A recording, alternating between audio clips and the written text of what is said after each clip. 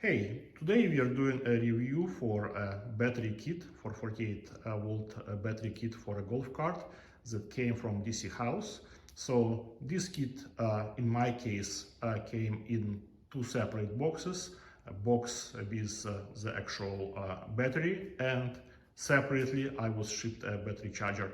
I don't know whether this is going to be a case for you, but for me, they came on separate dates in two different shipments.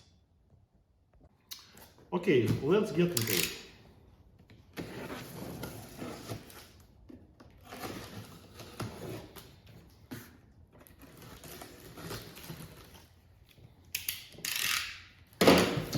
Right. Wow, we got some goodies.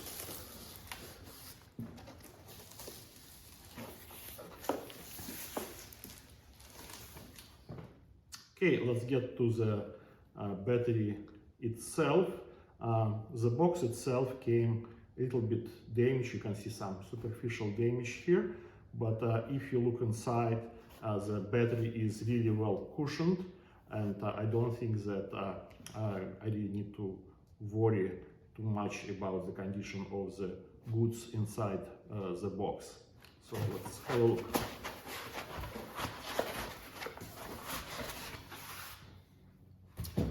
Okay, here is the battery. Got two spring-loaded handles. It says 51.2 volt, and it is 100 amp hour, which is supposedly be enough for a golf cart, and it's I think much better capacity than I have right now with flooded batteries. Okay, I see that there is a cable that this battery came in with. I think this cable is for connecting the control terminal, the status monitor, to the battery itself. I think this is what it's for, but we'll check it out later on in my later video when I install this battery in my golf cart. We'll test it out. Okay, and now you're going to get the battery out of this box somehow. It is not the lightest battery for sure, but I don't think it is, I have much to worry about compared to the lead batteries. It's fairly light. It's better to have two people to handle it, but I'm here just by myself. Okay, the battery is out now. As I mentioned, it is a two-man job getting the battery out of the box. The battery is quite heavy. You certainly cannot compare it to a lithium flooded batteries that I currently have in my golf cart, but yes, you better have some help getting this battery out of the box. So now, again, what we got the battery itself, of course. We got the display for the battery. We got hardware.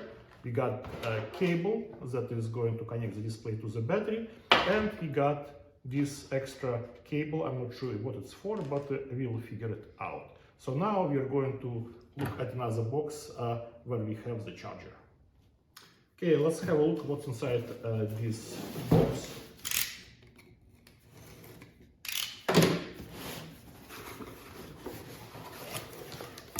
Okay, we have manual for the charger, and we have the charger itself. I think it's also very well packed, and by the way, this charger looks very well, very good to me.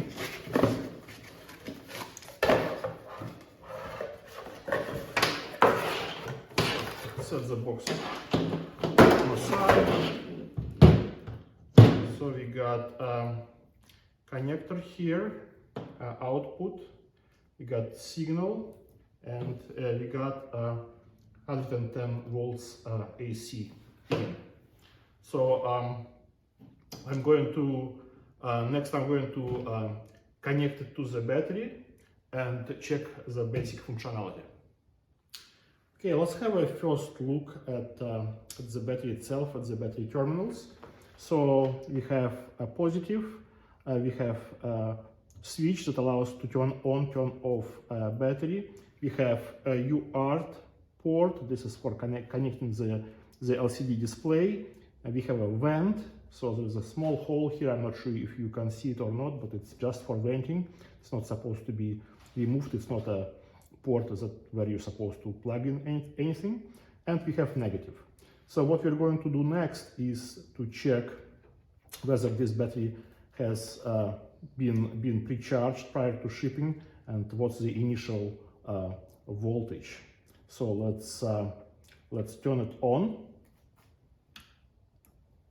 Okay, the battery is supposed to be on now, but since we haven't connected the display yet, we don't know. We're just going to use a voltmeter to check whether there is any voltage coming out. And yes, it is 52.3 volt, 0.3.4 volt initial charge. Now, whether battery charged full or not, we don't know until we connect the display. And this is exactly what we're going to do next. Okay, now we have a basic setup just for test purposes. It is temporary. We just want to make sure that the entire kit is functional.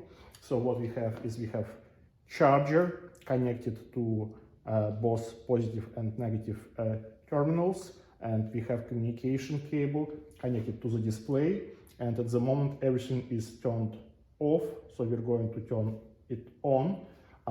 Let's turn on the battery first, and now we can turn on the LCD display and see what it's going to show us.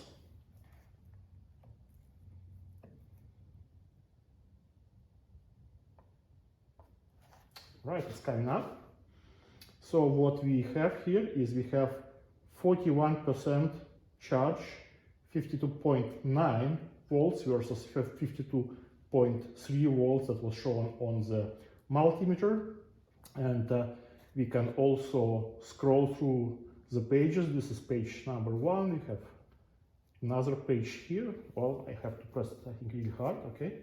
So this is second page. It basically shows us a number of cycles, which is 0, means this is a brand new battery. It shows us temperature, minimum and max, status of the battery being normal. Let's go to the third page. Okay, and this page shows us, looks like these are individual cells inside the battery. So I think one of them shows green, some others shows blue, and it's switching around. I'm not sure why it's doing it, but we'll figure it out later.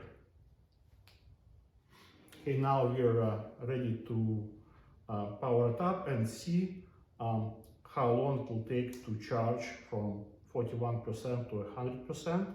So we're going to do this small test just to make sure that the entire kit is fully functional before we integrate it into our golf cart.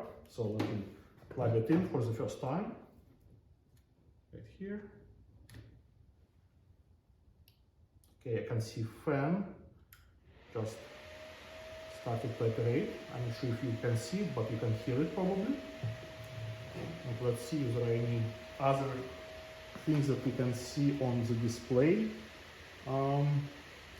Yes, it shows current, charging current that wasn't there before, and it also, I can also see this indicator on the charger itself. It shows it's blinking red, meaning it's charging, and I think it's going to turn to green once the battery is charged. At least this is my expectation based on the sticker. So now all we have to do is to wait and see how long it takes to go from 41% to 100% charge. Okay, hour and a half check mark. So the charge now is at 66%. So we went from about low 40s to upper 60s in about hour and a half, which is great for a battery with this capacity. And as you can see, the light on the charger, let me show you and see if you can see it better. So the light on the charger changed from red to green and yellowish. So when I look closer, it looks like there's a combination of two going on at the moment. So now this is quite interesting because in the manual that I just read, it says that it's supposed to switch to yellowish at about 80% when it's 80% and above. So we're not at 80% quite, but it's already changed from red to this mix of green and yellow. I'm not sure at the moment what's going on, but it is what it is. So we'll do another check in an hour. Here we are an hour later, and as you can see, we are over 80% mark. It is 84% on the display, and the indicator on the charger right here didn't really change. So as I mentioned before, the expectation was, according to the instructions, that the light would change to yellow at 80%, but it did much earlier, and it still remains as it is. I think it's a mix of green with yellow, so it's kind of yellowish. Let's wait until battery charges to 100%. Okay, we are at 100% now, and it roughly took about 3.5 hours to get to this point from just over 40%. So it means that on average, very roughly, we're talking about having this battery charged at a rate of 20% per hour. Now, in terms of the charger, it is still working and it's blinking green, and I think it is the reason for it is that it's really doing based on the voltage of the battery other than anything else. It doesn't have any other communication with the battery as far as I can see, and that's the reason for it to actually continue to work. Now, from perspective of heat dissipation, the battery remained cool at all times during the charge, and if you're talking about charger, it is slightly warm on the side, but it's about it. So really there is not much heat coming up. It means that when we deploy this battery inside the golf cart, I don't think that we need to worry too much about heat. So that's pretty much it from functionality testing. So we just completed the charging of the battery. It took roughly 3.5 hours to get to 100%. I think if this battery would be at zero charge, it would take under 6 hours, I think 5-6 hours at max to get to 100%, which is a great performance. So next I'm going to install this battery into my golf cart. Basically, I would have to convert my golf cart from lead flooded batteries, traditional batteries, into this new lithium battery, and I'm going to make a video of the process. I think it's going to be very interesting. I'm going to post this video as soon as I find time, and see you next time.